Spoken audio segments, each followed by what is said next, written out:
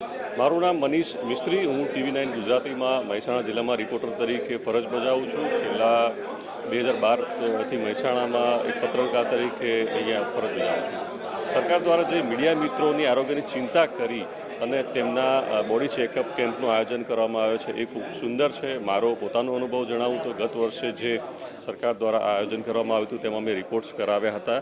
તેમાં મને સૌપ્રથમ વાર ખબર પડી કે B12 અને D3ની ઘણી કમી હતી, જેના કારણે હેડેક જેવી સમસ્યાઓ અને જ્યારે ફિલ્ડમાં હોઈએ ત્યારે હેડેકની અને જ્યારે ટ્રાવેલિંગમાં તકલીફ થતી હતી.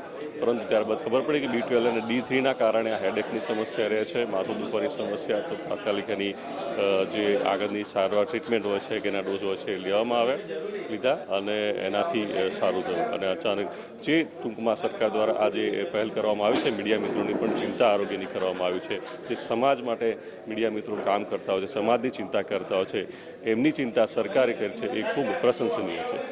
Thank you.